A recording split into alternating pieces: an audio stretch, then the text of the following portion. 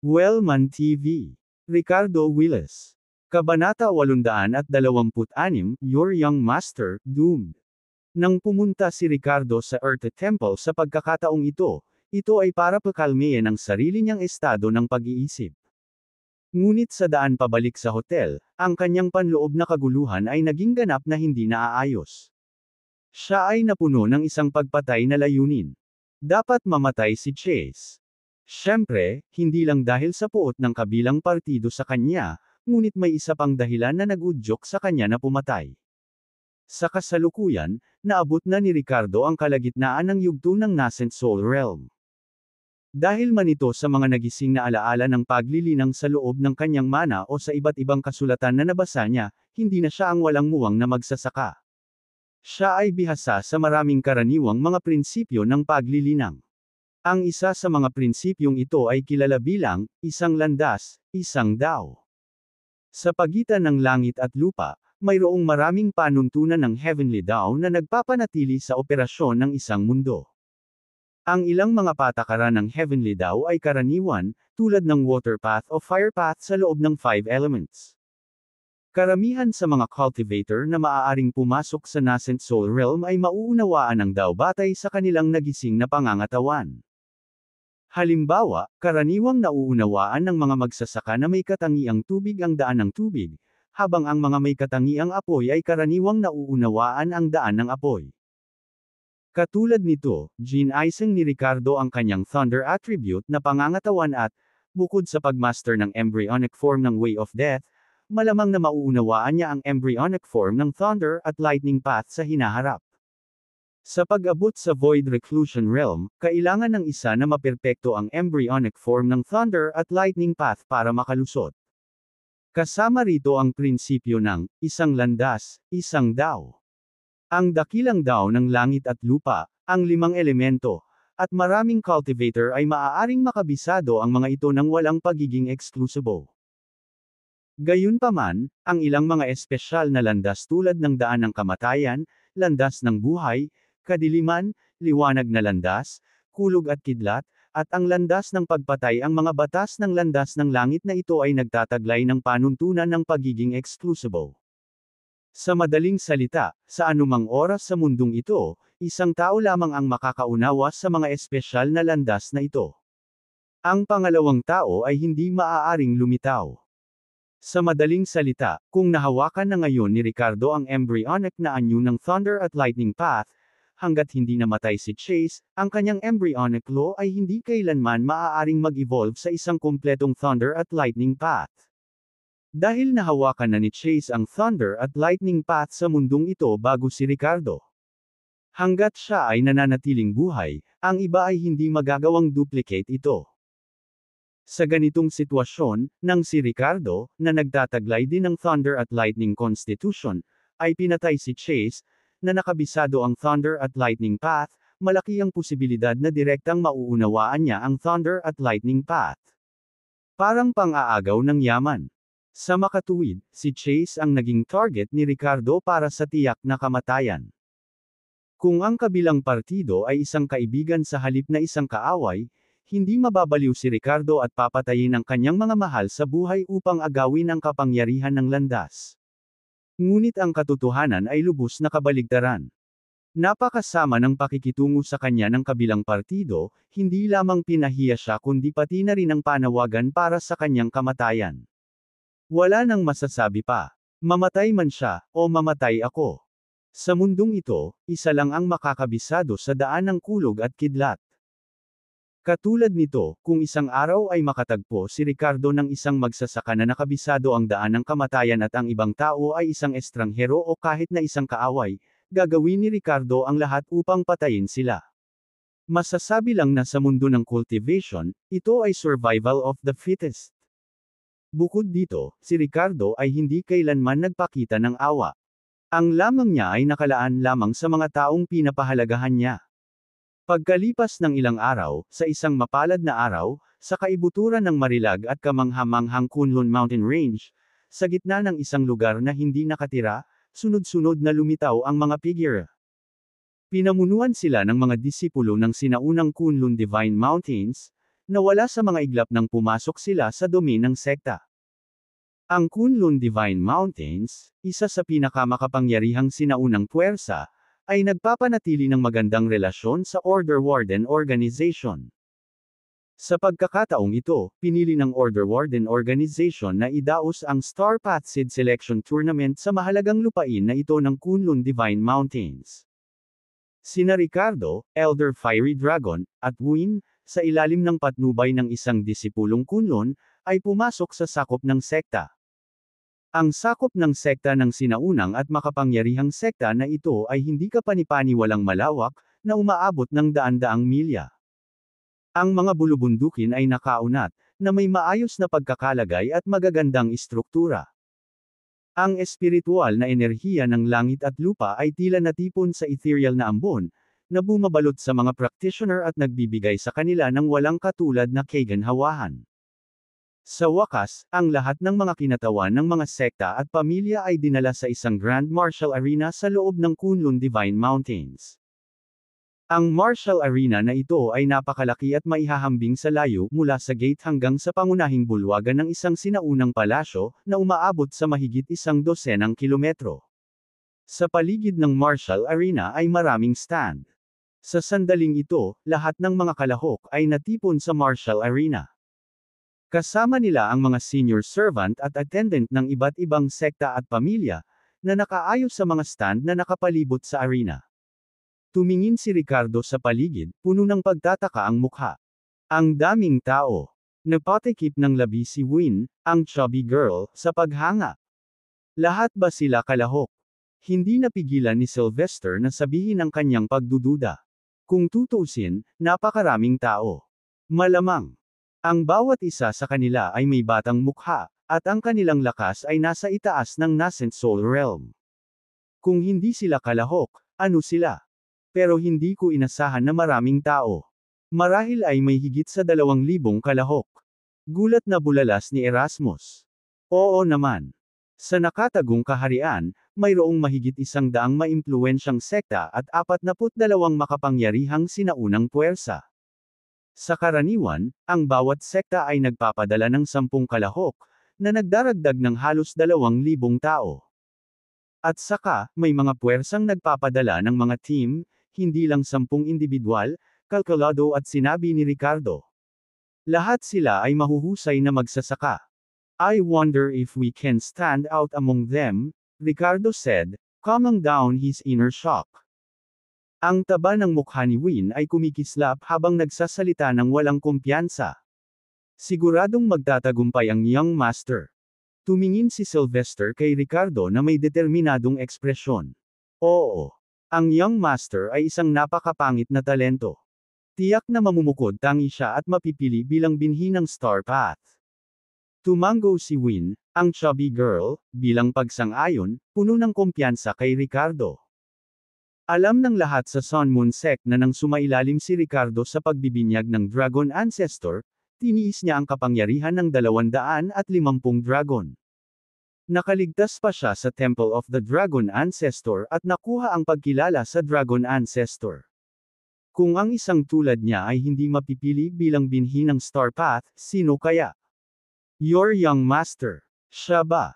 Ang isang sayang tulad niya ay napili bilang binhi ng Star Path. Katawa-tawa, talagang katawa-tawa. Ang iyong young master, ang basurang ito, ay tiyak na mamamatay sa pagkakataong ito. Sabi ko sa iyo. Hahaha. Gayunpaman, sa sandaling iyon, isang malakas na boses ang umalangaw-ngaw.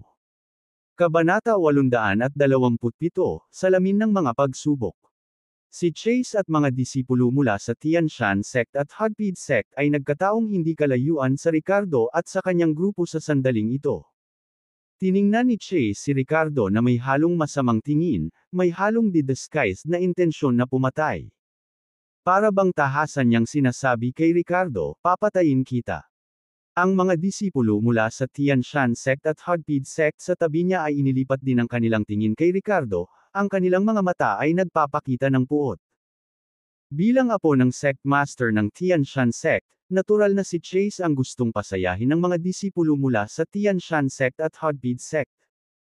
Kung sino man ang gustong patayin ni Chase, ang iba ay likas na may galit din kay Ricardo. Lahat sila ay malamig na tumitig kay Ricardo. Kapag nagsimula na ang selection tournament, ang mga disipulong ito mula sa Tian Shan sect at Hagpid sect ay walang pag-aalinlangan na sasamantalahin ang anumang pagkakataon upang maalis si Ricardo sa kompetisyon, upang makakuha ng pabor kay Chase. Hindi lamang ang Tian Shan sect at Hagpid sect, kundi pati na rin ang maraming mga disipulo mula sa ibang puwersa na nakasaksi sa sitwasyon dito ay tahimik na napansin ang hitsura ni Ricardo. Wala silang pakialam na makipagkasundo kay Chase. Anong sabi mo? Nakikita ko na walang alinlangan na patungo ka sa kamatayan. Pagkahulog ng mga salita ni Chase ay malamig na tumingin sa kanya si Ricardo at ang grupo nito.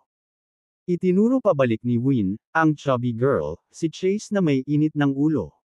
Anong sabi mo? Agad namang nanlamig ang mukha ni Chase sa narinig at matalim niyang tinanong si Win, hinahamon mo ba ako? Sabi ko mukha kang panandaliang tao. Sa Star Path Seed Selection Tournament na ito, tiyak na hindi ka makakaligtas. Hinayla ni Ricardo si Win sa likod niya at malamig na kinausap si Chase. Hindi niya ugali na hayaan ang iba na lumaban sa kanyang mga laban, lalo na ang mga babae. Dahil nagkahiwalay na sila ng mukha sa isa't isa, desidido si Ricardo na pabagsakin si Chase. Hindi niya siya pagbigyan. Naghahanap ka ng kamatayan. Ang lakas ng loob na sampain si Mr. Kwon. Sun Moon Sect, tama ba? Asahan ninyong lahat ang kabuoang pagkalipol sa pagkakataong ito. Sunod-sunod na sumigaw ang mga alagad na kasama ni Chase, hindi itinatago ang kanilang hangarin na pumatay habang gumagawa sila ng matinding pagbabanta. Sa sandaling ito, nakatayo si Savannah sa likod ng grupo ng Hagpid sect at hindi maiwasang mag-alala at masaktan habang nasaksihan niya ang muling pagtatalo ni na Ricardo at Chase. Si Ricardo, sa huli, ay hindi nakinig sa kanyang payo at nagpumilit na sumali sa Star Path Seed Selection Tournament. Bukod dito, nakuha niya ang atensyon ni Chase at maging ng buong Tian Shan sect. Hindi ba't mahirap para sa kanya na gumawa ng anumang pag-unlad sa tournament ng pagpili na ito? Sa pag-iisip na ito, tumakbo ang isip ni Savannah, nag-iisip ng kung ano. Hindi siya nag-aalala tungkol sa posibilidad ng panganib sa panahon ng selection tournament para sa kanyang sarili.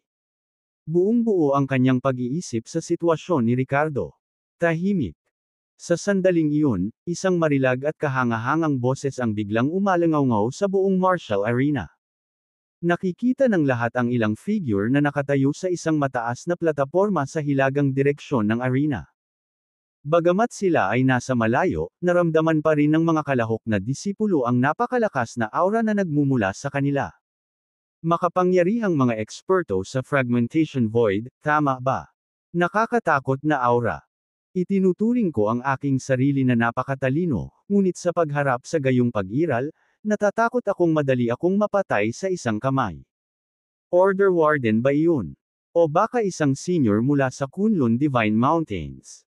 Ang ilan sa mga kalahok ay tumingala sa direksyon ng mataas na plataporma, nagbubulungan sa kanilang mga sarili. Sa sandaling ito, muling nagsalita ang isa sa mga figure sa gitna, isang matandang nakasuot ng puting damit, at umalangaw ang kanyang marangal at marilag na boses. Mga minamahal na kandidato, maligayang pagdating sa Star Path Seed Selection Tournament. Isa ako sa mga humahabol mula sa Order Warden Organization, at maaari mo akong tawaging Elder Skywalker. Ako ang mamumuno sa event na ito. Habang huminto si Elder Skywalker, nakatayo roon si Ricardo, nakatingin sa ibang tao mula sa layo na libu-libong metro, at nakilala niya si Elder Skywalker. So, siya yun. Isa sa mga humahabol mula sa Order Warden Organization. No wonder, bulong ni Ricardo sa sarili. Nakapagtataka, ang matandang ito na nakasuot ng puting damit ay nakipag-cruise sa kanya noon. Noong kaarawan ni Scarlett nang magpadala ang Ancient Willis family ng 5 makapangyarihang Golden Core expert para hulihin siya. Dahil dito, nasaktan ang mga inosenteng tao. Sa oras na iyon, si Elder Skywalker ang biglang lumitaw at pinatay at hinuli ang 5 eksperto sa Golden Core. Ang kanyang napakalakas at hindi magagapi na kilos, ang kanyang kakayahang pumatay ng mga eksperto sa Golden Core na kasing dali ng pagdurog ng mga langgam, ay nabighani kay Ricardo. Boss! Sa sandaling iyon, isang alon ng pagbabago bago ang biglang hamampas sa buong arena ng martial arts, na nagdulot ng gulat at kaguluhan sa marami sa mga kandidato. Sa ilalim ng kanilang mga paa, ang arena na tila gawa sa madilim at itim na mga tile na bato ay biglang sumailalim sa pagbabago. Naging transparent ito, parang isang malaking, makinis, malasalamin na kristal. Nagbaba ang mga kandidato at nagulat, nahihilo pa. Para silang nakatayo sa ibang mundo. Sa ibaba nila, may matatayog na kabundukan, malalalim na kagubatan, ilog, lawa, at maging mga disyerto. Pakiramdam ng mga kandidato ay parang nakatayo sila sa langit ng mundong ito, na may patuloy na takot na bumagsak. Ang pakiramdam na iyon ay tiyak na mas tumitibok ng puso kaysa sa mga glass walkway na nakaset up sa ilang mga atraksyong panturista. Kung hindi dahil sa katotohanan na ang mga transparent na tile sa ilalim ng kanilang mga paa ay nagbibigay pa rin ng pakiramdam ng solididad, maraming mga kandidato ang natakot. Pagkatapos ng lahat, kahit na ang mga eksperto sa Nascent Soul ay walang kakayahang lumipad sa himpapawid. Kung nahulog sila, hindi ba sila magiging minced meat? Saglit, nagkagulo ang martial arts arena. Anong nangyayari? Tinakot ako nito. Ano ang nasa ilalim natin? Ibang dimensyon ba ito? Ang mga ignorante na ito ay natakot ng ganito. Hahaha, kakatawa. Ito ang salamin ng mga pagsubok mula sa Kunlun Divine Mountains. Hindi mo ba nakikilala? Hindi kaya ang trial ground na ito ang venue para sa Star Path Seed Selection Tournament? Masiglang nag-uusap ang mga kandidato. Nagkakagulo ang mga hindi nakakaalam, baka sa mukha nila ang takot. Samantala, ang mga disipulo mula sa Kunlun Divine Mountains at ilang mga sinaunang kalahok sa sekta na pamilyar sa Mirror of Trials ay nangungutya sa iba sa isang pasikat na paraan. Tama na yan. Ang Star Path Seed Selection Tournament ay isasagawa gamit ang Mirror of Trials mula sa Kunlun Divine Mountains. Kabanata 828, ang nakakatakot na rate ng pag-aalis. Tumayo si Elder Skywalker sa plataporma, at pagkatapos ng maikling kaguluhan sa mga kalahok sa ibaba, nagpatuloy siya sa pagsasalita. Ang engrandi at malawak na martial arena ay tila dinadala ang kanyang boses sa pandinig ng bawat kandidato. Ang paglilinang ng mga individual na ito ay talagang hindi maarak. Ang salamin ng mga pagsubok ay isang kayamanan na naiwan ng isang senior expert mula sa sekta ng Kunlun. Nakalagay na ito sa ilalim ng martial arena na ito. Ang salamin ng mga pagsubok ay isang mundo ng sarili nitong, puno ng masaganang espiritual na enerhiya at pinaninirahan pa nga ng mga espiritong hayop at halimaw, kasama ng mga makalangit na materyales at makalupang kayamanan. Sa selection tournament na ito, papasok ka sa Mirror of Trials at makikipagkompetensya, lalaban, at maghanap ng mga pagkakataon. Hanggat mayroon kang sapat na lakas at magandang kapalaran, ang mga makalangit na materyales at mga kayamanan sa lupa, pati na rin ang lahat ng mga pagkakataon sa loob ng salamin ng mga pagsubok, ay maaaring maging sa iyo. Siyempre, hindi sinasabi na may mga panganib na kasangkot. Ang katotohanan na kayong lahat, sa murang edad, ay nahawakan na ang embryonic form ng Laws of Heaven's Path at naabot ang Nascent Soul Realm, ay nagpapakita na kayong lahat ay bihirang mga henyo sa cultivation. Gayunpaman, dito, maaari kang makatagpo ng mga kakumpetensya na mas mahuhusay kaysa sa iyong sarili. Sige. Ngayon ay pag-usapan natin ang mga partikular na panuntunan ng Star Path Seed Selection Tournament na ito. Sa tournament na ito, may kabuuang 186 na kalahok. Sa huli, 10 lang ang pipiliin bilang binhi ng Star Path. Ang tagal ay 3 buwan. Kung, sa loob ng 3 buwan, ang bilang ng mga kalahok sa Mirror of Trials ay nabawasan sa huling 10, ang paligsahan sa pagpili ay direktang magtatapos, at ang natitirang 10 ay automatikong magiging binhi ng Star Path. Kung, pagkatapos ng 3 buwang yugto, mayroong higit sa 10 kalahok sa loob ng Mirror of Trials, ang 10 individual na may pinakamaraming boundary talisman sa kanilang pag-aari ay magiging binhi ng Star Path. Simple lang ang rules. Bihira ang pagkakataon. Sana lahat kayo ay sakupin ito at lubos na mag-ingat. Nang bumaba ang boses ni Elder Skywalker, ang martial arena ay sumabog sa hiyawan. Sa katunayan, mayroong halos 2,000 tao. Dinilaan ni Ricardo ang kanyang labi. Marami rin ang nagsuot ng mga solemn na ekspresyon. 186 na tao, at 10 lang ang pipiliin bilang binhi ng Star Path. Ang kompetisyon ay masyadong mahigpit. 176 na katao ang aalisin. Masyadong malupit. Mukhang nakita ko na ang tindi ng kompetisyong ito. Sa sandaling ito, nagpatuloy si Elder Skywalker, nakatanggap ba kayong lahat ng Boundary Talisman dati? Malapit ka nang pumasok sa Mirror of Trials. Sa loob ng espasyo ng salamin ng mga pagsubok, ang iyong gawain ay sakupin ang Boundary Talismans ng iba hanggat maaari. Kung makatagpo ka ng mga sitwasyong nagbabanta sa buhay, maaari mong itapon ang iyong Boundary Talisman, at automatikong tatanggihan ka ng Mirror of Trials, marahil ay hahayaan kang iligtas ang iyong buhay. Ang kanyang mga salita ay pumukaw ng mga talakayan sa mga kalahok sa martial arena. Mabuti naman. Kung magkamali, maaari pa rin tayong sumuko. Hindi naman tayo mawawala ng buhay, di ba? Hindi mawawala ang buhay natin. Ang buhay at kamatayan ay napagdesisyonan sa isang iglap kapag nag-aaway ang mga eksperto. Sigurado ka bang magkakaroon ka ng oras para isuko ang Boundary Talisman kung ganoon? Kung natatakot ka, bakit hindi mo itapon ngayon ang Boundary Talisman? Hahaha. Regardless, hanggang dito na tayo. Walang dahilan para umatras, di ba? Nagpalitan ng salita ang mga kalahok sa isa't isa. Gayunpaman, walang piniling sumuko. Kung tutuusin, bago pumunta rito, na-anticipate na ng lahat na magiging mahigpit ang kompetisyong ito. Ang pagiging target ng paglilinang para sa mga Order Wardens ay hindi madali. Sa sandaling ito, hindi mapigilan ni Ricardo na pigain ang white symbol seals, na may malajade na texture, sa kanyang kamay. Ang mga white symbol seals na ito ay ipinamahagi sa bawat tao bago sila pumasok sa martial arena. Originally, ito ang Boundary Talisman para pumasok sa Mirror of Trials.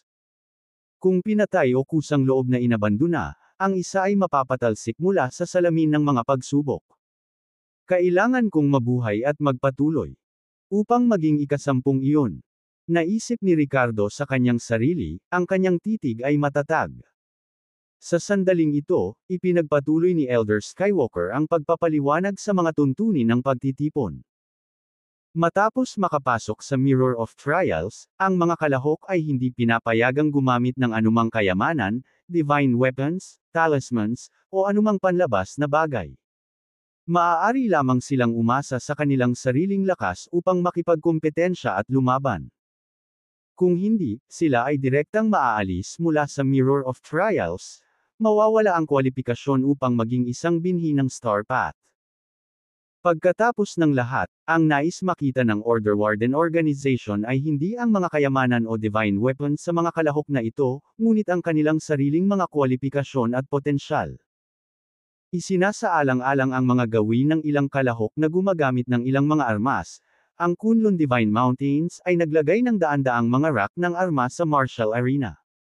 Nakapatong sa kanila ang iba't ibang uri ng armas. Gayunpaman, ang mga sandata na ito ay may parehong mga materyales, lakas, at katatagan. Lahat sila ay may kakayahang makayanan ang totoong chi infusion ng mga dalubhasa sa nascent soul.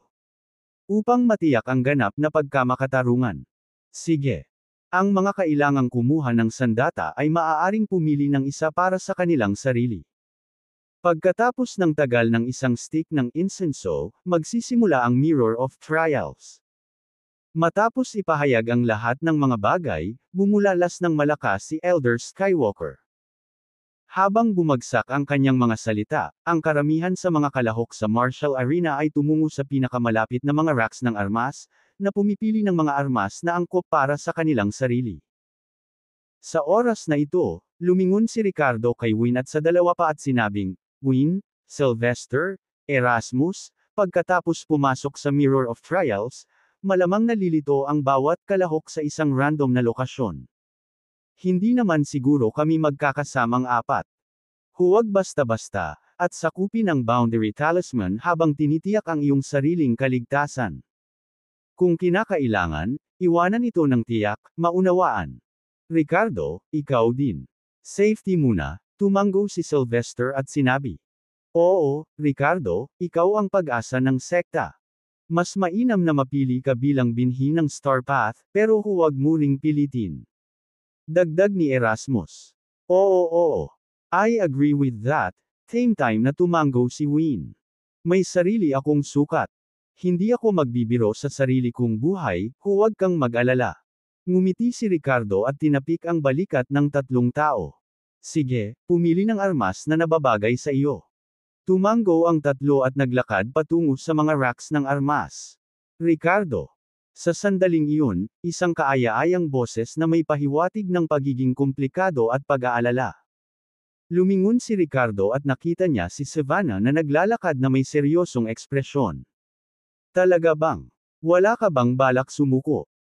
Kapag nakatagpo mo si Chase at ang Tianshan sect, o kahit na mga disipulo mula sa ating Hagpid sect, hindi ka nila patatawarin. Ikaw. Napakagatlabi si Savannah. Bagamat paulit-ulit na sinasabi ni Ricardo na hindi ito para sa kanya, sa paningin ni Savannah, dahil sa kanya kaya nakipag-away si Ricardo kay Chase. Enough, wala sa dictionary ko ang apat na salitang iyon kapag kaharap ang kalaban. Miss Graham, ingatan mo ang iyong sarili, winagaway ni Ricardo ang kanyang kamay, ang kanyang tono ay matatag. Nang makita ito, napabuntong hininga si Savannah at hindi na nagsalita pa. Samantala, nakatayo doon si Ricardo na hindi kumikibo. Bagamat dati na niyang ginagamit ang Glacial River Dragon Sparrow Blade, hindi talaga kailangan ni Ricardo ng armas. Ang mga sandata na ibinigay ng Kunlun Divine Mountains ay malamang na hindi mapantayan ang lakas ng kanyang sariling myriad forms na pisikal na katawan. Ang paggamit ng mga ito ay mas mababa kaysa umasa sa sarili niyang mga kamao at paa. Ang kanyang katawan ay ang pinakamahusay na sandata. Kabanata 829, Ricardo, mamamatay ka ba? Hindi may pasok ni Ricardo ang Dragon Ancestor Soul sa mga ordinaryong armas. Ito ay hindi gaanong epektibo kaysa sa kanyang sariling mga kamao at sipa. Kahit na ginamit ni Ricardo ang Glacial River Dragon Sparrow Blade noon, bilang isang latecomer, hindi pa siya nakatanggap ng formal na pagsasanay sa paggamit ng armas. Ginamit lang niya ang Glacial River Dragon Sparrow Blade dahil ito ay isang reward mula sa Hagpid sect, at maaari itong tumanggap ng isang Sword Soul. Upang sabihin na pinabura ni Ricardo ang Talem ay magiging hindi tumpak. Bilang isang latecomer, naniniwala siya na ang kanyang sariling mga kamao at sipa ay ang pinakamahusay na armas. Ngayon, sa kanyang myriad forms na pisikal na katawan, siya ay kapantay ng isang ordinaryong divine weapon. Bakit kailangan pa niya ng ibang armas? Habang naghihintay si Ricardo sa pagbubukas ng salamin ng mga pagsubok pagkatapos magsunog ng insenso, may pumasok sa isip niya, at tumingin siya sa isang tiyak na direksyon. May nakita siyang figure na naglalakad palapit sa kanya. Ang figure ay may hawak na mahabang espada at nakasuot ng itim na suit, na may dampi ng masasamang aura sa kanilang mga mata na nakatutok kay Ricardo. Nang makita ni Ricardo ang figure, isang matalim na liwanag ang bumungad sa kanyang mga mata. Ang isang malakas na hangarin na pumatay ay agad na bumalot sa hangin. Dati, hiniling ni Ricardo kay Elder Fiery Dragon na patayin si isa para sa kanya. Ngunit ngayon, sinunod ng buong Sun Moon sect ang kanyang mga utos, at ang lakas ni Ricardo ay tumaas. Kinansela niya ang dati niyang kasunduan kay Elder Fiery Dragon at nagplanong asikasuhin ito mismo. Ang personal na patayin si isa at ipaghiganti ang paghihirap ni Nora sa kanyang mga kamay. Sa hindi inaasahang pagkakataon, nakasalubong niya si isa dito. Ang mas ikinagulat ni Ricardo ay ang lakas ni isa ay umabot sa maagang yugto ng Nascent Soul. Ricardo, nagkataon lang. Ako, si isa, ay nakamit ang mga dakilang tagumpay sa aking paglilinang. Pagkatapos nitong Star Path Seed Selection Tournament, Binalak kong bumalik sa Edoland para maghiganti sa iyo. Pero sa hindi inaasahan, nakilala kita dito. Parang pinagpala ako ng langit. Gusto nilang patayin kita ng maaga. Kinagat ni Isa ang kanilang mga ngipin. Kinasusuklaman ni Ricardo si Isa dahil sa ginawa niya kay Nora, at kinasusuklaman din ni Isa si Ricardo. Kung hindi dahil kay Ricardo, matagal nang kinuha ni Isa si Miranda. Kung hindi dahil kay Ricardo, si G. Austin, na dating napaka-prominent, ay hindi mapapaalis sa pamilya at mapipilitang tumakas na parang asong gala. Kung hindi dahil kay Ricardo, gagawin kaya ni Isa ang self-mutilation, ganap na pinutol ang anumang posibilidad na maging lalaki. Siyempre, dahil din kay Ricardo kaya nahanap ni Isa ang motibasyon para linangin at makamit ang kanilang kasalukuyang lakas. Ngumuso si Ricardo sa mga salita at sinabing, tunay ngang pinagpala ako ng langit. Pero parang gusto nilang palayain kita sa kaawa-awang buhay mo. Ganun ba? Ricardo, hindi ko inaasahan na aabot ka rin sa mid-nascent soul stage. Gayunpaman, huwag isipin na ang isang bahagyang bentahe sa lakas ay magbibigay daan sa iyo upang kumilos ng mayabang sa harap ko tulad ng ginawa mo noon. Noon, isa kang walang katulad na dalubhasa, samantalang ako ay isang ordinaryong tao lamang. Ngunit ngayon, ang aming mga lakas ay bahagyang naiiba, at malinaw na kung sino ang nakahihigit. Hahaha. Ipagdasal mo na sana hindi tayo magkita sa salamin ng mga pagsubok. Kung hindi, ikaw ay magiging isang patay na kaluluwa sa ilalim ng aking espada. Hindi man lang kita bibigyan ng pagkakataong gumamit ng escape anteng-anteng. Maghanda kang mamatay, Ricardo.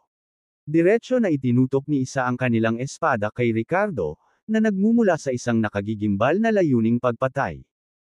Ngumisi si Ricardo, naningkit ang mga mata. Ibabalik ko ang pabor sa parehong mga salita. Sa sandaling ito, ang mga manunood mula sa iba't ibang sekta at pamilya sa nakapalibot na arena ay nakatuon lahat sa eksena sa ibaba.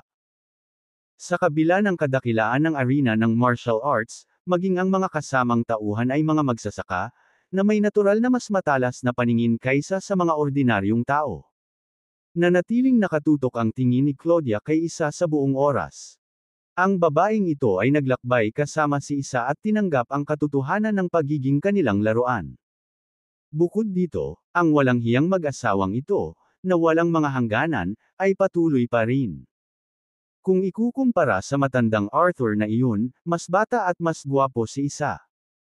Si Claudia ay maaaring magkompromiso at maglingkod kay Arthur, kaya walang anumang hindi niya matanggap sa paglilingkod kay Isa ngayon.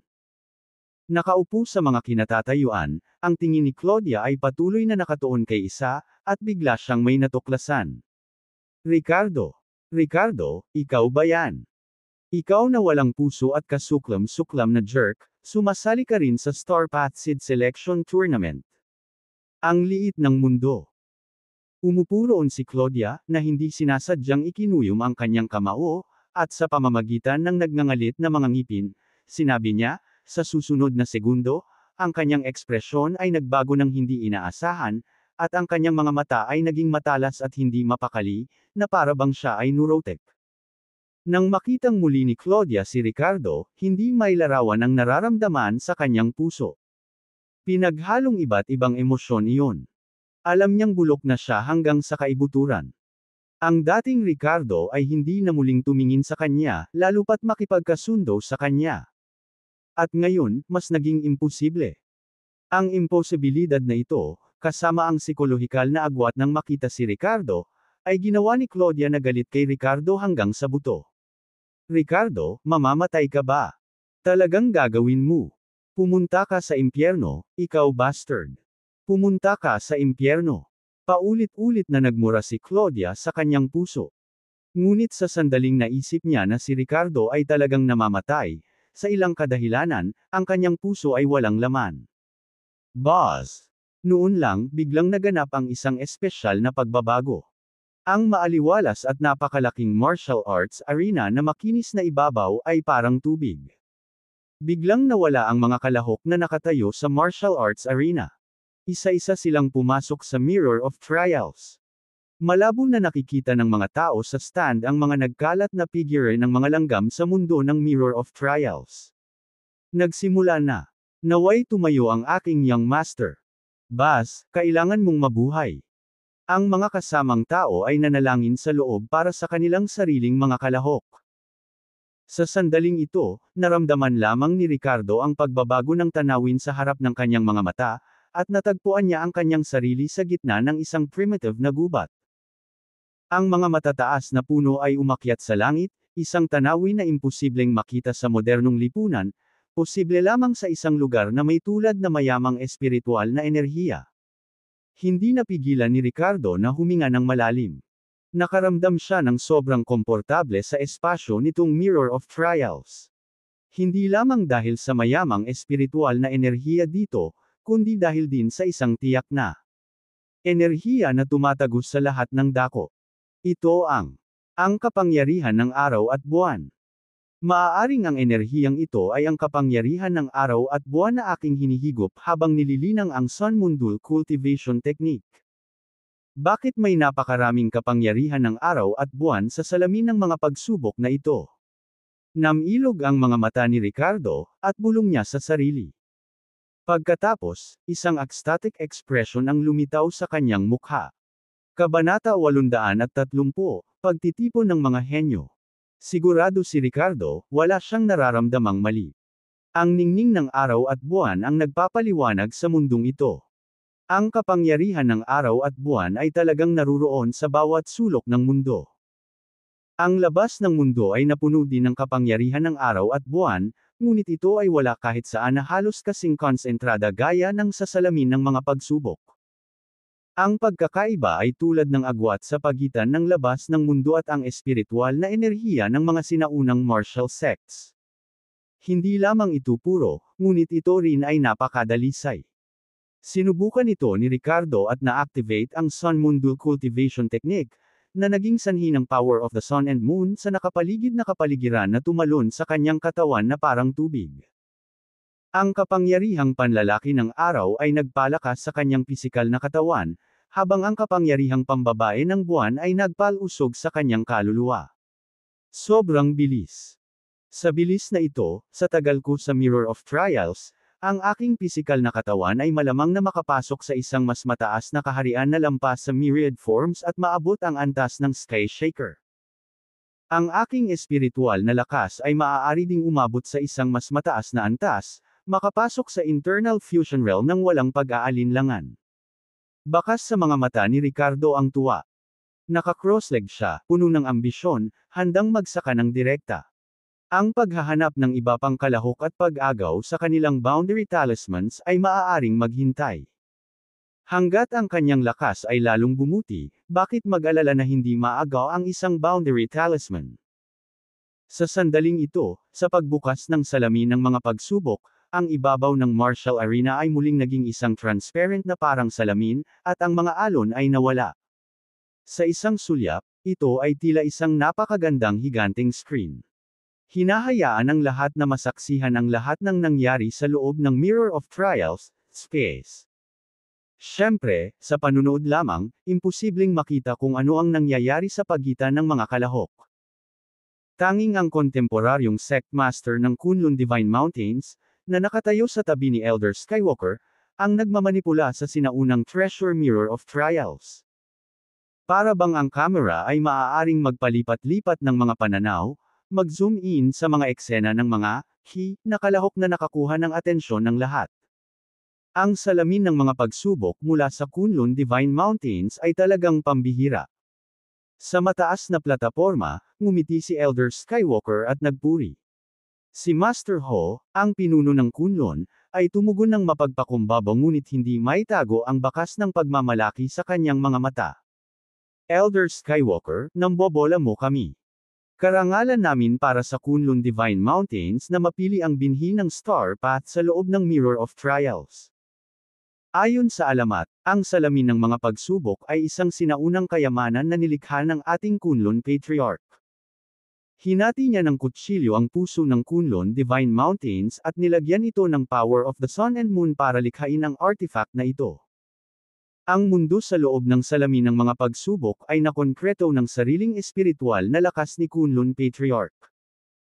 Ang espasyong ito ay nag-aangkin na isang maliit na mundo, na may mga bundok, ilog, kagubatan, disyerto, at maging ang maliliit na araw at buwan na nakonkreto ng kapangyarihan ng araw at buwan. Mayroon itong pagsikat at paglubog ng araw, at pagwaks at paghina ng mga buwan. Bakas sa mukha ni Elder Skywalker ang paghanga. Si Kunlun Patriarch ay talagang napakatalino. Upang gawing konkreto ang isang maliit na mundo gamit ang kanyang espiritual na lakas, ang kanyang paglilinang ng kaluluwa ay walang kapantay, sa palagay ko ay maihahambing sa ilang primordial na mga Diyos. Ang paglilinang ng kaluluwa ay mula sa pinakamababang antas ng sensation hanggang sa subtlety, internal fusion, external release, at concretion. Ang pinakamataas na antas, concretion realm, ay nagbigay daan sa espiritual na lakas na magkatotoo na parang, lumilikha ng isang bagay mula sa wala. Gayunpaman, ang terminong konkreto na binanggit dito ay tumutukoy sa pagkonkreto ng espiritual na lakas sa isang tibak o ordinaryong mga bagay. Ngunit si Kunlun Patriarch ay nagawang ikonkreto ang isang nakangiting maliit na mundo gamit ang kanyang espiritual na lakas. Maaaring isipin ng isa kung gaano kakilakilabot ang kanyang kaluluwa at espiritual na paglilinang. Upang lumikha ng isang mundo na may isang pag-iisip, ang gayong pamamaraan ay tiyak na mas malakas kaysa sa kaharian ng konkreto, hindi talaga maisip. Hindi nakapagtataka na kahit si Elder Skywalker ay hindi maiwasang mamangha sa kanyang mga insight. Sir, kami, ang mga hindi karapat-dapat na inapo, ay nakakaunawa lamang ng isang bahagi nito. Nabigo ang ating Kunlun Divine Mountains na magmana ng kinang ng ating mga ninuno at dalhin ito sa buong potensyal nito. Walang sino man ang tunay na makakakontrol sa salamin ng mga pagsubok. Maaari lamang nating ituring ito bilang isang lugar ng pagsubok. Talagang nakakahiya, sabi ni Master Ho, ang pinuno ng Kunlun. Nang marinig ito, tumawa si Elder Skywalker at sinabing, "Guro, hindi mo kailangang maliitin ang iyong sarili. Ang Kunlun Divine Mountains ay isa na ngayon sa pinakamakapangyarihang sinaunang puwersa, at hindi nito nadumisan ang reputasyon ng mga ninuno ng iyong iginagalang na sekta. Kaya lang, tayo ay nabubuhay sa humihinang panahon, kung saan ang paglilinang ay naging lalong mahirap para sa lahat." Tumango si Master Ho. Pagkatapos, itinuon niya ang kanyang isip at ipinagpatuloy ang pagkontrol sa pananaw at mga eksena ng Mirror of Trials, na ipinapakita ang mga ito para mapanood ng lahat. Siyempre, ang pangunahing focus ay sa ilang, mga pangunahing individual, habang ang mga ordinaryong o hindi gaanong kilalang kalahok ay mabilis na naipasa. Kapag may kakaibang nangyari, magtatagal ang mga eksena. Sa sandaling ito, ang mga kalahok sa loob ng Mirror of Trials ay nagsimulang magtagpo sa isa't isa, na nagresulta sa matinding labanan. Tingnan mo. Hindi ba't si Leland Santiago, ang henyo mula sa Kunlun Divine Mountains? Balitang-balita na naintindihan niya ang isang lubhang dominanteng landas ng espasyo, na nagpapahintulot sa kanya na gumamit ng special na kapangyarihan. Siya ay hindi matatalo sa kanyang mga kapantay. Ngayon lang, napatay niya ang isang nascent soul late-stage cultivator na kasing dali ng pagputol ng gulay, bulalas ng isang tao. Oo, siya ay talagang kahanga-hanga.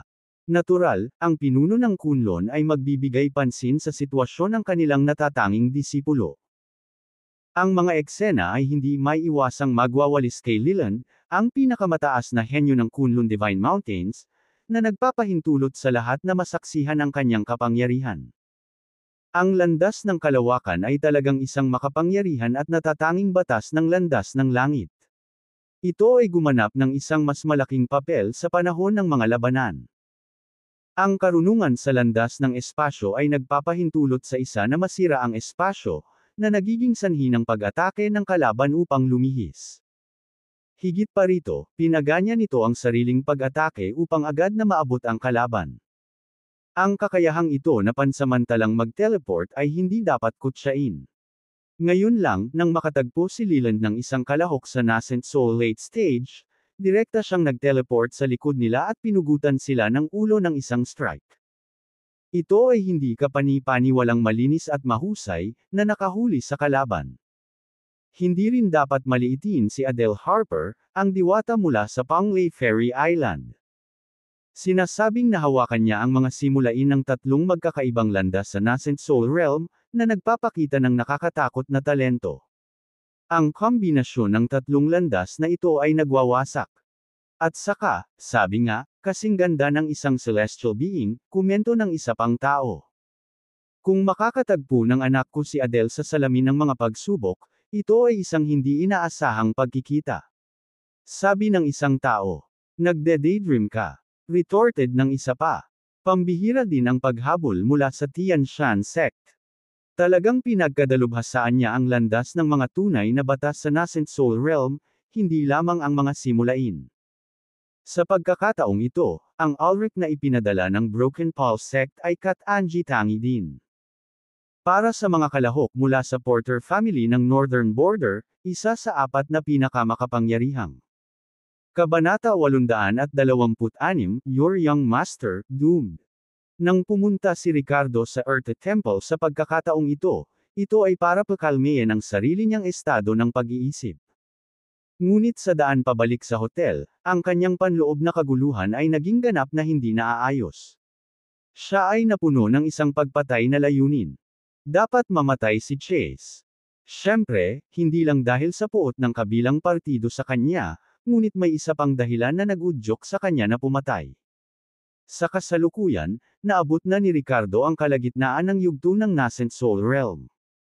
Dahil man ito sa mga nagising na alaala ng paglilinang sa loob ng kanyang mana o sa iba't ibang kasulatan na nabasa niya, hindi na siya ang walang muwang na magsasaka. Siya ay bihasa sa maraming karaniwang mga prinsipyo ng paglilinang. Ang isa sa mga prinsipyong ito ay kilala bilang, isang landas, isang dao. Sa pagitan ng langit at lupa, mayroong maraming panuntunan ng Heavenly Dao na nagpapanatili sa operasyon ng isang mundo. Ang ilang mga patakaran ng Heavenly Dao ay karaniwan, tulad ng Water Path o Fire Path sa loob ng 5 elements. Karamihan sa mga cultivator na maaaring pumasok sa Nascent Soul Realm ay mauunawaan ng Dao batay sa kanilang nagising na pangangatawan. Halimbawa, karaniwang nauunawaan ng mga magsasaka na may katangiang tubig ang daan ng tubig, habang ang mga may katangiang apoy ay karaniwang nauunawaan ang daan ng apoy. Katulad nito, ginaisang ni Ricardo ang kanyang Thunder attribute na pangangatawan at, bukod sa pagmaster ng embryonic form ng Way of Death, malamang na mauunawaan niya ang embryonic form ng Thunder at Lightning Path sa hinaharap. Sa pag-abot sa Void Reclusion Realm, kailangan ng isa na maperpekto ang embryonic form ng Thunder at Lightning Path para makalusot. Kasama rito ang prinsipyo ng, isang landas, isang dao. Ang dakilang dao ng langit at lupa, ang 5 elemento, at maraming cultivator ay maaaring makabisado ang mga ito nang walang pagiging eksklusibo. Gayunpaman, ang ilang mga espesyal na landas tulad ng daan ng kamatayan, landas ng buhay, kadiliman, liwanag na landas, kulog at kidlat, at ang landas ng pagpatay ang mga batas ng landas ng langit na ito ay nagtataglay ng panuntunan ng pagiging eksklusibo. Sa madaling salita, sa anumang oras sa mundong ito, isang tao lamang ang makakaunawa sa mga espesyal na landas na ito. Ang pangalawang tao ay hindi maaaring lumitaw. Sa madaling salita, kung nahawakan na ngayon ni Ricardo ang embryonic na anyo ng Thunder at Lightning Path, hanggat hindi namatay si Chase, ang kanyang embryonic law ay hindi kailanman maaaring mag-evolve sa isang kumpletong Thunder at Lightning Path. Dahil nahawakan na ni Chase ang Thunder at Lightning Path sa mundong ito bago si Ricardo. Hanggat siya ay nananatiling buhay, ang iba ay hindi magagawang duplicate ito. Sa ganitong sitwasyon, nang si Ricardo, na nagtataglay din ng Thunder at Lightning Constitution, ay pinatay si Chase, na nakabisado ang Thunder at Lightning Path, malaki ang posibilidad na direktang mauunawaan niya ang Thunder at Lightning Path. Parang pang-aagaw ng yaman. Sa makatuwid, si Chase ang naging target ni Ricardo para sa tiyak na kamatayan. Kung ang kabilang partido ay isang kaibigan sa halip na isang kaaway, hindi mababaliw si Ricardo at papatayin ang kanyang mga mahal sa buhay upang agawin ang kapangyarihan ng landas. Ngunit ang katotohanan ay lubos na kabaligtaran. Napakasama ng pakikitungo sa kanya ng kabilang partido, hindi lamang pinahiya siya kundi pati na rin ang panawagan para sa kanyang kamatayan. Wala nang masasabi pa. Mamatay man siya, o mamatay ako.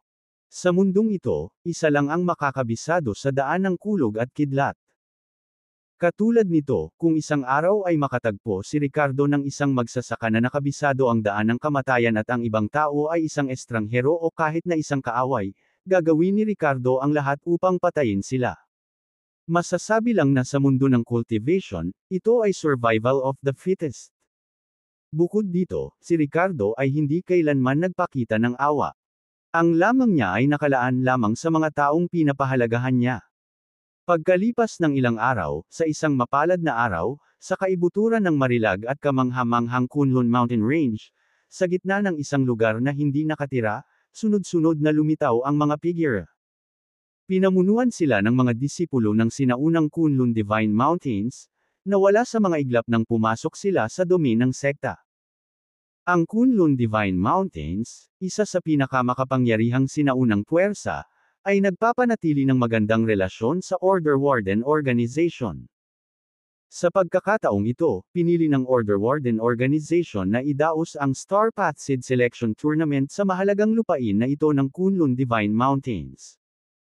Sina Ricardo, Elder Fiery Dragon, at Win, sa ilalim ng patnubay ng isang disipulong Kunlun, ay pumasok sa sakop ng sekta.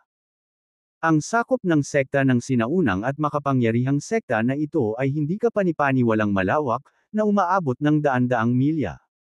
Ang mga bulubundukin ay nakaunat, na may maayos na pagkakalagay at magagandang istruktura. Ang espiritual na enerhiya ng langit at lupa ay tila natipon sa ethereal na ambon, na bumabalot sa mga practitioner at nagbibigay sa kanila ng walang katulad na kaganhawahan. Sa wakas, ang lahat ng mga kinatawan ng mga sekta at pamilya ay dinala sa isang Grand Martial Arena sa loob ng Kunlun Divine Mountains. Ang Martial Arena na ito ay napakalaki at maihahambing sa layo mula sa gate hanggang sa pangunahing bulwagan ng isang sinaunang palasyo, na umaabot sa mahigit 12 kilometro. Sa paligid ng Martial Arena ay maraming stand. Sa sandaling ito, lahat ng mga kalahok ay natipon sa Martial Arena. Kasama nila ang mga senior servant at attendant ng iba't ibang sekta at pamilya, na nakaayos sa mga stand na nakapalibot sa arena. Tumingin si Ricardo sa paligid, puno ng pagtataka ang mukha. Ang daming tao. Napatikip ng labi si Win, ang chubby girl, sa paghanga. Lahat ba sila kalahok? Hindi napigilan ni Sylvester na sabihin ang kanyang pagdududa. Kung tutuusin, napakaraming tao. Malamang. Ang bawat isa sa kanila ay may batang mukha, at ang kanilang lakas ay nasa itaas ng nascent soul realm. Kung hindi sila kalahok, ano sila? Pero hindi ko inasahan na maraming tao. Marahil ay may higit sa 2,000 kalahok. Gulat na bulalas ni Erasmus. Oo naman. Sa nakatagong kaharian, mayroong mahigit 100 maimpluwensyang sekta at 42 makapangyarihang sinaunang puwersa. Sa karaniwan, ang bawat sekta ay nagpapadala ng 10 kalahok, na nagdaragdag ng halos 2,000 tao. At saka, may mga puwersang nagpapadala ng mga team, hindi lang 10 individual, kalkulado at sinabi ni Ricardo. Lahat sila ay mahuhusay na magsasaka. I wonder if we can stand out among them, Ricardo said, calming down his inner shock. Ang taba ng mukha ni Win ay kumikislap habang nagsasalita ng walang kumpiyansa. Siguradong magtatagumpay ang young master. Tumingin si Sylvester kay Ricardo na may determinadong ekspresyon. Oo. Ang young master ay isang napakapangit na talento. Tiyak na mamumukod tangi siya at mapipili bilang binhi ng Star Path. Tumango si Win, ang chubby girl, bilang pagsang-ayon, puno ng kumpiyansa kay Ricardo. Alam ng lahat sa Sun Moon Sect na nang sumailalim si Ricardo sa pagbibinyag ng Dragon Ancestor, tiniis niya ang kapangyarihan ng 250 dragon. Nakaligtas pa siya sa Temple of the Dragon Ancestor at nakuha ang pagkilala sa Dragon Ancestor. Kung ang isang tulad niya ay hindi mapipili bilang binhi ng Star Path, sino kaya? Your young master. Siya ba? Ang isang sayang tulad niya ay napili bilang binhi ng Star Path. Katawa-tawa, talagang katawa-tawa. Ang iyong young master, ang basurang ito, ay tiyak na mamamatay sa pagkakataong ito. Sabi ko sa iyo. Hahaha. Gayunpaman, sa sandaling iyon, isang malakas na boses ang umalangaw-ngaw. Kabanata 827, Salamin ng mga pagsubok. Si Chase at mga disipulo mula sa Tianshan sect at Hagpid sect ay nagkataong hindi kalayuan sa Ricardo at sa kanyang grupo sa sandaling ito. Tiningnan ni Chase si Ricardo na may halong masamang tingin, may halong di-disguised na intensyon na pumatay. Para bang tahasan niyang sinasabi kay Ricardo, papatayin kita. Ang mga disipulo mula sa Tianshan sect at Hagpid sect sa tabi niya ay inilipat din ang kanilang tingin kay Ricardo, ang kanilang mga mata ay nagpapakita ng puot. Bilang apo ng sect master ng Tianshan sect, natural na si Chase ang gustong pasayahin ng mga disipulo mula sa Tianshan sect at Hagpid sect. Kung sino man ang gustong patayin ni Chase, ang iba ay likas na may galit din kay Ricardo. Lahat sila ay malamig na tumitig kay Ricardo. Kapag nagsimula na ang selection tournament, ang mga disipulong ito mula sa Tianshan sect at Hagpid sect ay walang pag-aalinlangan na sasamantalahin ang anumang pagkakataon upang maalis si Ricardo sa kompetisyon, upang makakuha ng pabor kay Chase. Hindi lamang ang Tianshan sect at Hagpid sect, kundi pati na rin ang maraming mga disipulo mula sa ibang puwersa na nakasaksi sa sitwasyon dito ay tahimik na napansin ang hitsura ni Ricardo. Wala silang pakialam na makipagkasundo kay Chase. Anong sabi mo? Nakikita ko na walang alinlangan na patungo ka sa kamatayan. Pagkahulog ng mga salita ni Chase ay malamig na tumingin sa kanya si Ricardo at ang grupo nito. Itinuro pabalik ni Win, ang chubby girl, si Chase na may init ng ulo. Anong sabi mo? Agad namang nanlamig ang mukha ni Chase sa narinig at matalim niyang tinanong si Win, hinahamon mo ba ako? Sabi ko mukha kang panandaliang tao. Sa Star Path Seed Selection Tournament na ito, tiyak na hindi ka makakaligtas.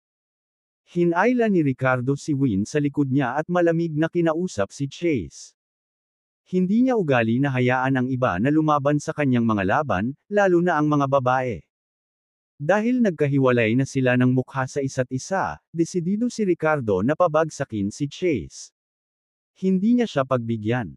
Naghahanap ka ng kamatayan. Ang lakas ng loob na sampain si Mr. Kwon. Sun Moon Sect, tama ba? Asahan ninyong lahat ang kabuoang pagkalipol sa pagkakataong ito. Sunod-sunod na sumigaw ang mga alagad na kasama ni Chase, hindi itinatago ang kanilang hangarin na pumatay habang gumagawa sila ng matinding pagbabanta. Sa sandaling ito, nakatayo si Savannah sa likod ng grupo ng Hagpid sect at hindi maiwasang mag-alala at masaktan habang nasaksihan niya ang muling pagtatalo ni Ricardo at Chase. Si Ricardo, sa huli, ay hindi nakinig sa kanyang payo at nagpumilit na sumali sa Star Path Seed Selection Tournament. Bukod dito, nakuha niya ang atensyon ni Chase at maging ng buong Tianshan sect. Hindi ba't mahirap para sa kanya na gumawa ng anumang pag-unlad sa tournament ng pagpili na ito? Sa pag-iisip na ito, tumakbo ang isip ni Savannah, nag-iisip ng kung ano. Hindi siya nag-aalala tungkol sa posibilidad ng panganib sa panahon ng selection tournament para sa kanyang sarili. Buong-buo ang kanyang pag-iisip sa sitwasyon ni Ricardo. Tahimik. Sa sandaling iyon, isang marilag at kahangahangang boses ang biglang umalangaw-ngaw sa buong martial arena. Nakikita ng lahat ang ilang figure na nakatayo sa isang mataas na plataporma sa hilagang direksyon ng arena. Bagamat sila ay nasa malayo, naramdaman pa rin ng mga kalahok na disipulo ang napakalakas na aura na nagmumula sa kanila. Makapangyarihang mga eksperto sa fragmentation void, tama ba? Nakakatakot na aura. Itinuturing ko ang aking sarili na napakatalino, ngunit sa pagharap sa gayong pag-iral, natatakot akong madali akong mapatay sa isang kamay. Order Warden ba iyon? O baka isang senior mula sa Kunlun Divine Mountains? Ang ilan sa mga kalahok ay tumingala sa direksyon ng mataas na plataporma, nagbubulungan sa kanilang mga sarili. Sa sandaling ito, muling nagsalita ang isa sa mga figure sa gitna, isang matandang nakasuot ng puting damit, at umalangaw-ngaw ang kanyang maringal at marilag na boses. Mga minamahal na kandidato, maligayang pagdating sa Star Path Seed Selection Tournament. Isa ako sa mga humahabol mula sa Order Warden Organization, at maaari mo akong tawaging Elder Skywalker. Ako ang mamumuno sa event na ito. Habang huminto si Elder Skywalker, nakatayo roon si Ricardo, nakatingin sa ibang tao mula sa layo na libu-libong metro, at nakilala niya si Elder Skywalker. So, siya yun. Isa sa mga humahabol mula sa Order Warden Organization. No wonder, bulong ni Ricardo sa sarili. Nakapagtataka, ang matandang ito na nakasuot ng puting damit ay nakipag-cruise sa kanya noon. Noong kaarawan ni Scarlett nang magpadala ang Ancient Willis family ng 5 makapangyarihang Golden Core expert para hulihin siya. Dahil dito, nasaktan ang mga inosenteng tao. Sa oras na iyon, si Elder Skywalker ang biglang lumitaw at pinatay at hinuli ang 5 eksperto sa Golden Core. Ang kanyang napakalakas at hindi magagapi na kilos, ang kanyang kakayahang pumatay ng mga eksperto sa Golden Core na kasing dali ng pagdurog ng mga langgam, ay nabighani kay Ricardo. Boss! Sa sandaling iyon, isang alon ng pagbabago bago ang biglang hamampas sa buong arena ng martial arts, na nagdulot ng gulat at kaguluhan sa marami sa mga kandidato. Sa ilalim ng kanilang mga paa, ang arena na tila gawa sa madilim at itim na mga tile na bato ay biglang sumailalim sa pagbabago. Naging transparent ito, parang isang malaking, makinis, malasalamin na kristal. Nagbaba ang mga kandidato at nagulat, nahihilo pa. Para silang nakatayo sa ibang mundo. Sa ibaba nila, may matatayog na kabundukan, malalalim na kagubatan, ilog, lawa, at maging mga disyerto. Pakiramdam ng mga kandidato ay parang nakatayo sila sa langit ng mundong ito, na may patuloy na takot na bumagsak. Ang pakiramdam na iyon ay tiyak na mas tumitibok ng puso kaysa sa mga glass walkway na nakaset up sa ilang mga atraksyong panturista.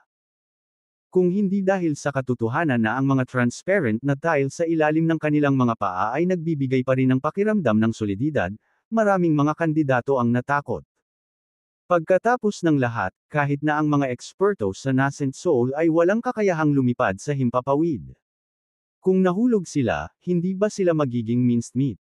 Saglit, nagkagulo ang martial arts arena. Anong nangyayari? Tinakot ako nito. Ano ang nasa ilalim natin? Ibang dimensyon ba ito?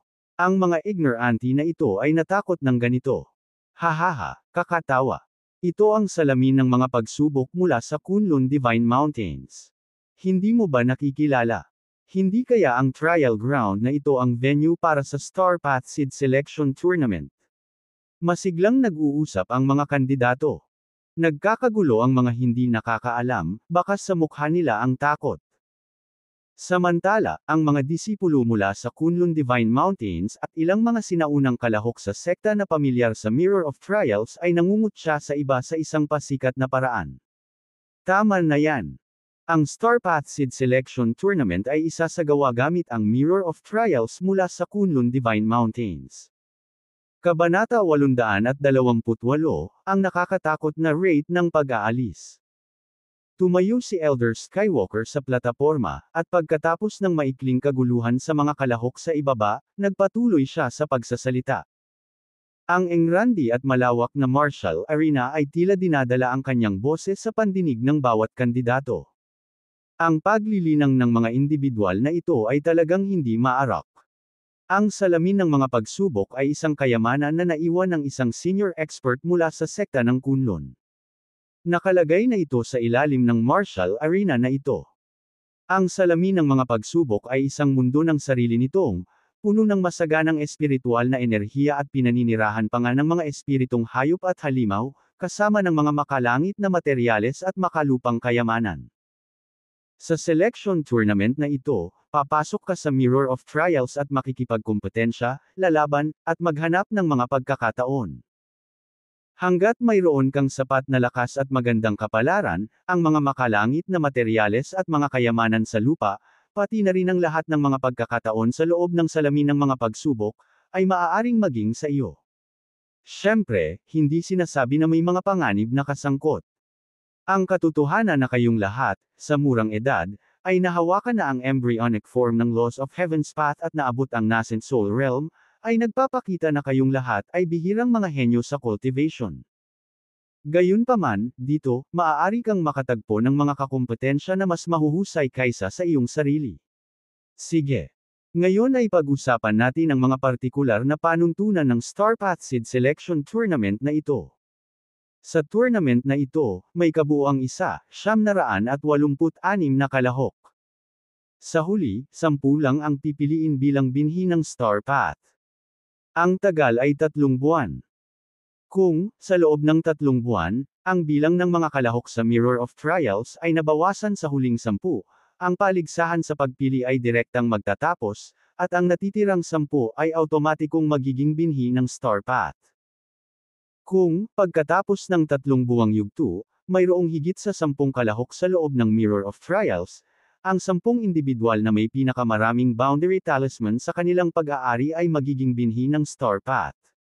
Simple lang ang rules. Bihira ang pagkakataon. Sana lahat kayo ay sakupin ito at lubos na mag-ingat.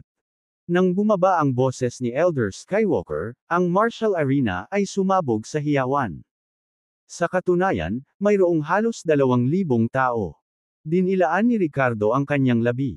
Marami rin ang nagsuot ng mga solemna na ekspresyon. 186 na tao, at 10 lang ang pipiliin bilang binhi ng Star Path.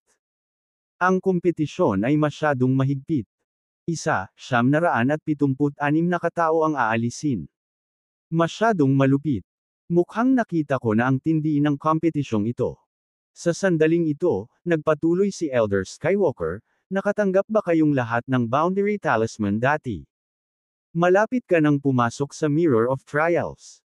Sa loob ng espasyo ng salamin ng mga pagsubok, ang iyong gawain ay sakupin ang boundary talismans ng iba hanggat maaari. Kung makatagpo ka ng mga sitwasyong nagbabanta sa buhay, maaari mong itapon ang iyong boundary talisman, at automatikong tatanggihan ka ng Mirror of Trials, marahil ay hahayaan kang iligtas ang iyong buhay.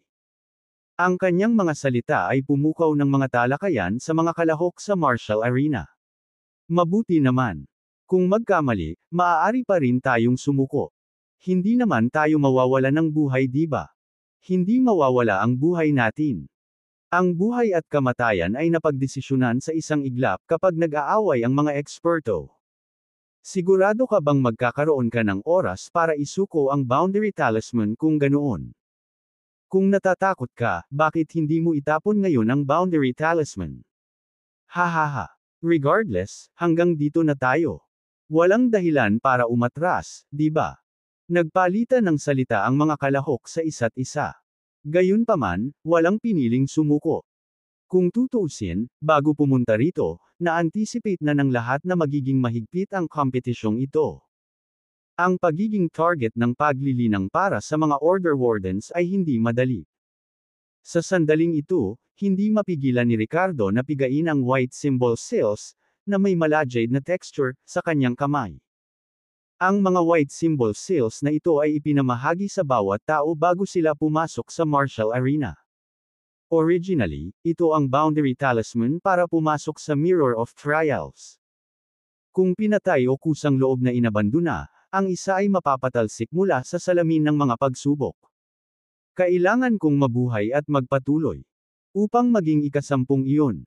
Naisip ni Ricardo sa kanyang sarili, ang kanyang titig ay matatag. Sa sandaling ito, ipinagpatuloy ni Elder Skywalker ang pagpapaliwanag sa mga tuntunin ng pagtitipon. Matapos makapasok sa Mirror of Trials, ang mga kalahok ay hindi pinapayagang gumamit ng anumang kayamanan, divine weapons, talismans, o anumang panlabas na bagay. Maaari lamang silang umasa sa kanilang sariling lakas upang makipagkompetensya at lumaban. Kung hindi, sila ay direktang maaalis mula sa Mirror of Trials, mawawala ang kwalipikasyon upang maging isang binhi ng Star Path. Pagkatapos ng lahat, ang nais makita ng Order Warden Organization ay hindi ang mga kayamanan o divine weapons sa mga kalahok na ito, ngunit ang kanilang sariling mga kwalipikasyon at potensyal. Isinasaalang-alang ang mga gawin ng ilang kalahok na gumagamit ng ilang mga armas. Ang Kunlun Divine Mountains ay naglagay ng daan-daang mga rack ng armas sa martial arena. Nakapatong sa kanila ang iba't ibang uri ng armas. Gayunpaman, ang mga sandata na ito ay may parehong mga materyales, lakas, at katatagan. Lahat sila ay may kakayahang makayanan ang totoong chi infusion ng mga dalubhasa sa nascent soul. Upang matiyak ang ganap na pagkamakatarungan. Sige. Ang mga kailangang kumuha ng sandata ay maaaring pumili ng isa para sa kanilang sarili. Pagkatapos ng tagal ng isang stick ng insenso, magsisimula ang Mirror of Trials. Matapos ipahayag ang lahat ng mga bagay, bumulalas ng malakas si Elder Skywalker. Habang bumagsak ang kanyang mga salita, ang karamihan sa mga kalahok sa martial arena ay tumungo sa pinakamalapit na mga racks ng armas, na pumipili ng mga armas na angkop para sa kanilang sarili. Sa oras na ito, lumingon si Ricardo kay Win at sa dalawa pa at sinabing, "Win, Sylvester, Erasmus," pagkatapos pumasok sa Mirror of Trials, malamang nalilito ang bawat kalahok sa isang random na lokasyon. Hindi naman siguro kami magkakasamang apat. Huwag basta-basta, at sakupin ang boundary talisman habang tinitiyak ang iyong sariling kaligtasan. Kung kinakailangan, iwanan ito ng tiyak, maunawaan. Ricardo, ikaw din. Safety muna, tumango si Sylvester at sinabi. Oo, Ricardo, ikaw ang pag-asa ng sekta. Mas mainam na mapili ka bilang binhi ng Star Path, pero huwag mo ring pilitin. Dagdag ni Erasmus. Oo. I agree with that. Same time na tumango si Win. May sarili akong sukat. Hindi ako magbibiro sa sarili kong buhay, huwag kang mag-alala. Ngumiti si Ricardo at tinapik ang balikat ng tatlong tao. Sige, pumili ng armas na nababagay sa iyo. Tumango ang tatlo at naglakad patungo sa mga racks ng armas. Ricardo. Sa sandaling iyon, isang kaaya-ayang boses na may pahiwatig ng pagiging komplikado at pag-aalala. Lumingon si Ricardo at nakita niya si Savannah na naglalakad na may seryosong ekspresyon. Talaga bang? Wala ka bang balak sumuko? Kapag nakatagpo mo si Chase at ang Tianshan sect, o kahit na mga disipulo mula sa ating Hudpid sect, hindi ka nila patatawarin. Ikaw. Napakagatlabi si Savannah. Bagamat paulit-ulit na sinasabi ni Ricardo na hindi ito para sa kanya, sa paningin ni Savannah, dahil sa kanya kaya nakipag-away si Ricardo kay Chase. Enough, wala sa dictionary ko ang apat na salitang iyon kapag kaharap ang kalaban. Miss Graham, ingatan mo ang iyong sarili, winagaway ni Ricardo ang kanyang kamay, ang kanyang tono ay matatag.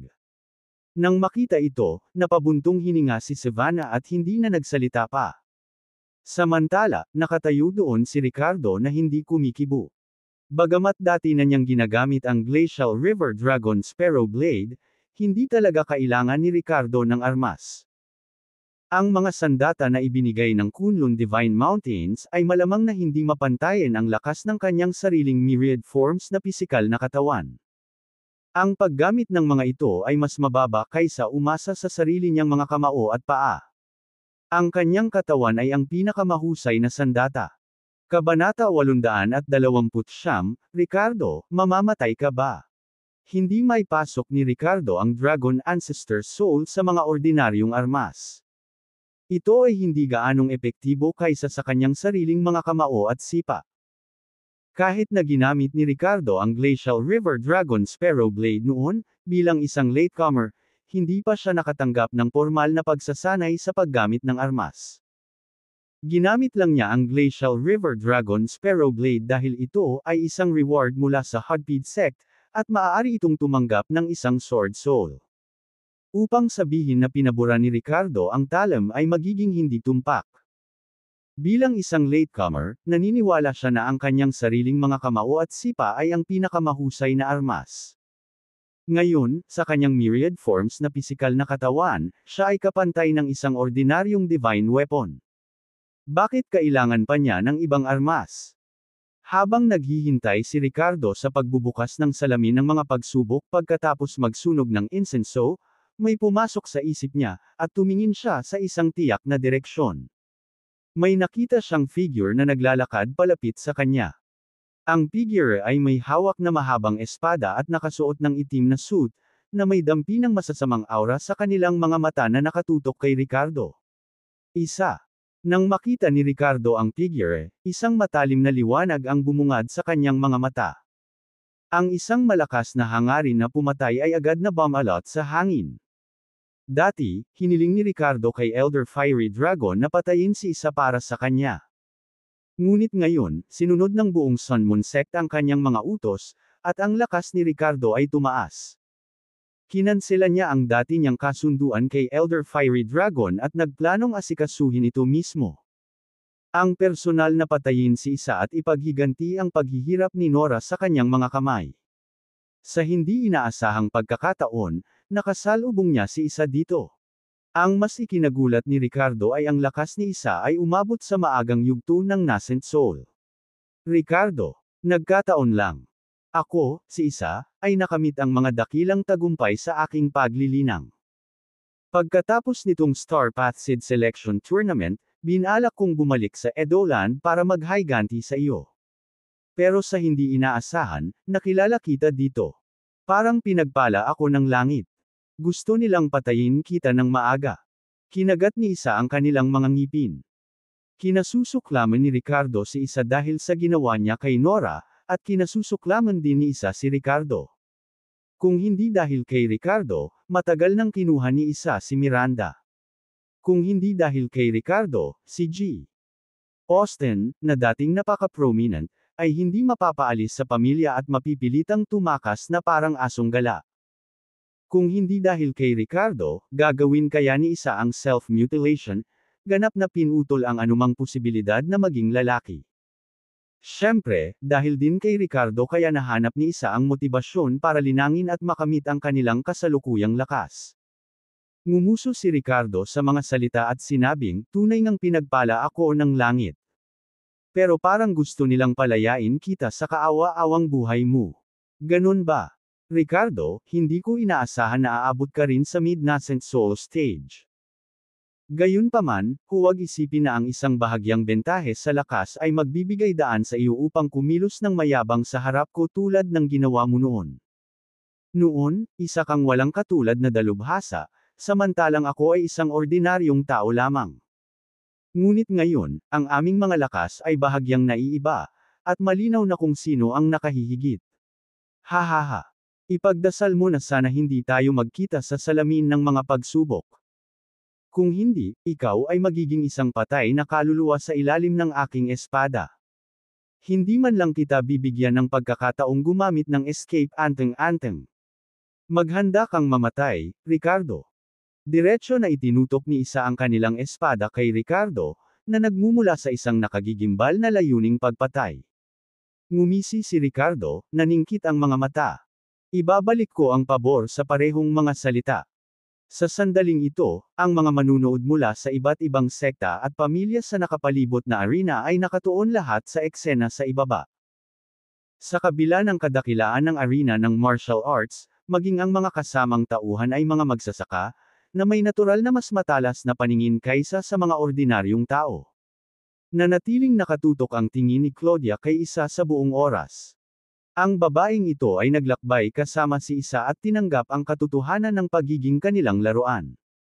Bukod dito, ang walang hiyang mag-asawang ito, na walang mga hangganan, ay patuloy pa rin.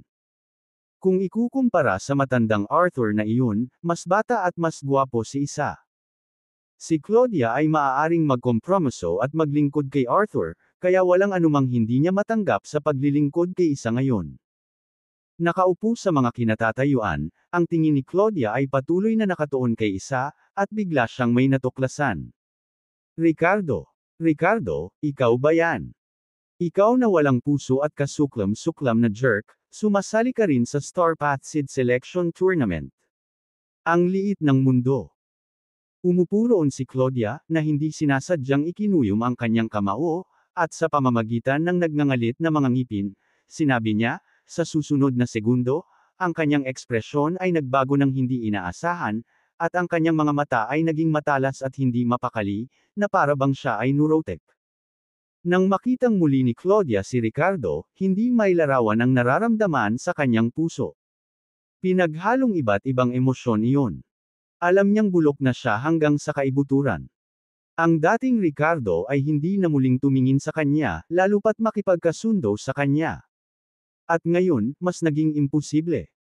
Ang imposibilidad na ito, kasama ang psikolohikal na agwat ng makita si Ricardo, ay ginawa ni Claudia na galit kay Ricardo hanggang sa buto.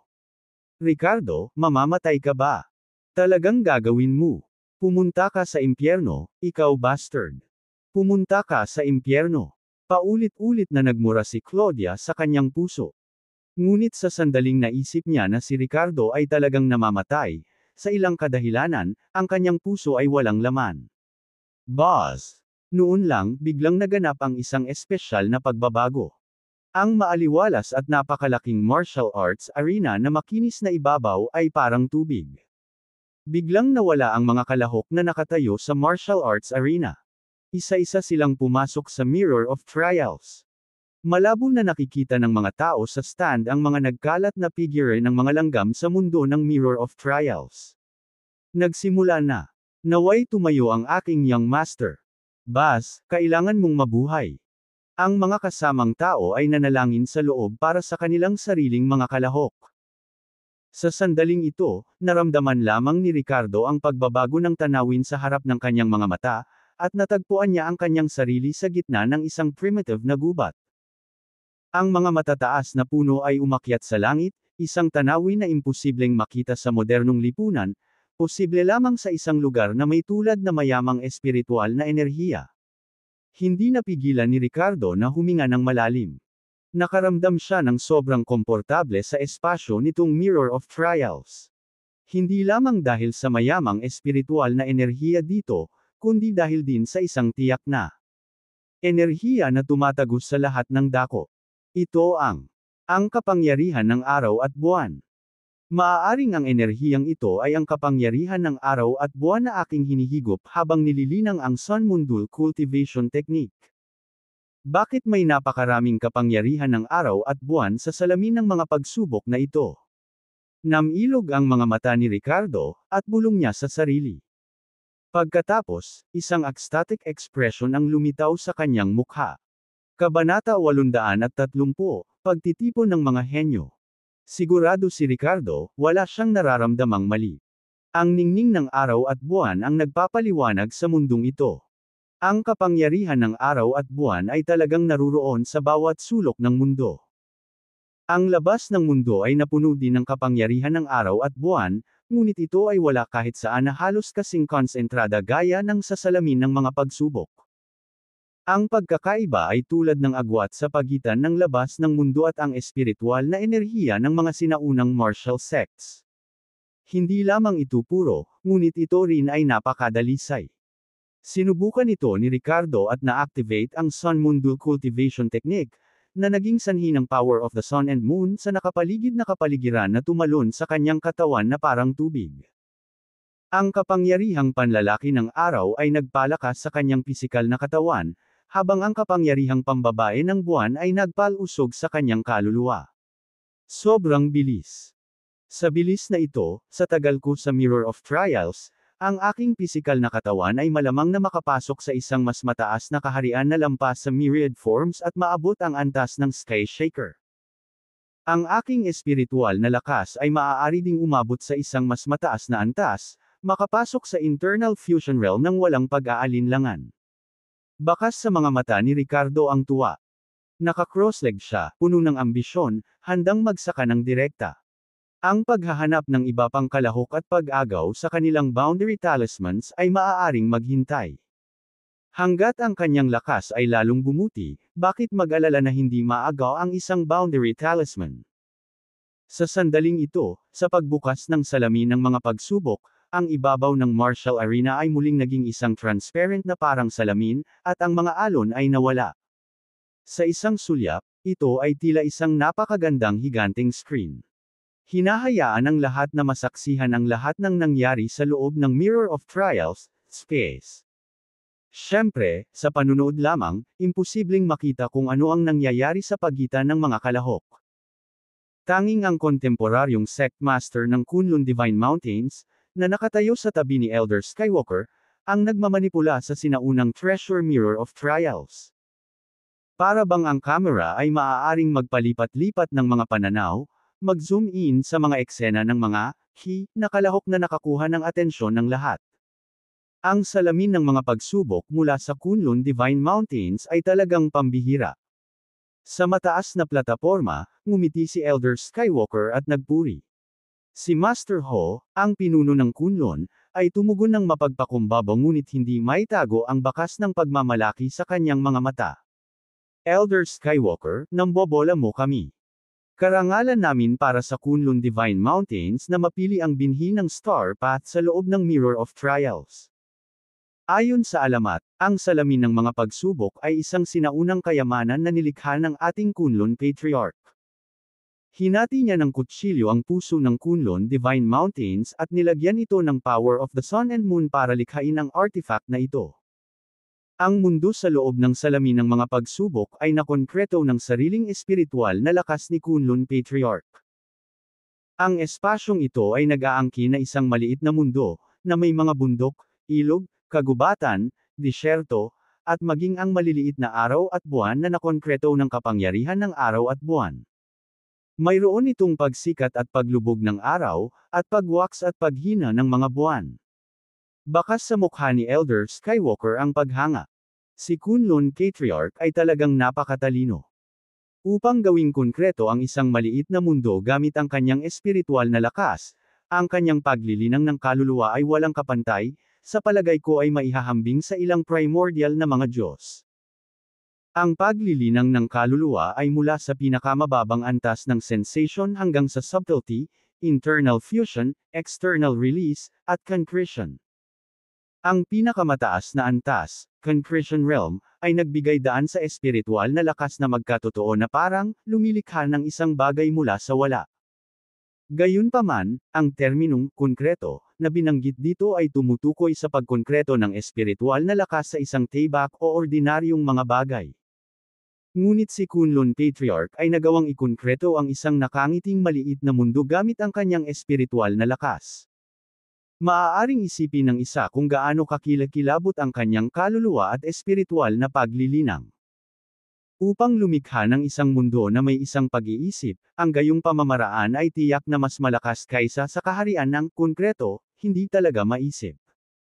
Hindi nakapagtataka na kahit si Elder Skywalker ay hindi maiwasang mamangha sa kanyang mga insight. Sir, kami, ang mga hindi karapat-dapat na inapo, ay nakakaunawa lamang ng isang bahagi nito. Nabigo ang ating Kunlun Divine Mountains na magmana ng kinang ng ating mga ninuno at dalhin ito sa buong potensyal nito. Walang sino man ang tunay na makakakontrol sa salamin ng mga pagsubok. Maaari lamang nating ituring ito bilang isang lugar ng pagsubok. Talagang nakakahiya, sabi ni Master Ho, ang pinuno ng Kunlun. Nang marinig ito, tumawa si Elder Skywalker at sinabing, "Guro, hindi mo kailangang maliitin ang iyong sarili.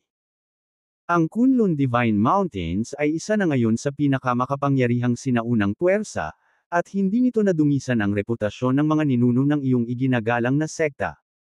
Kaya lang, tayo ay nabubuhay sa humihinang panahon, kung saan ang paglilinang ay naging lalong mahirap para sa lahat." Tumanggo si Master Ho.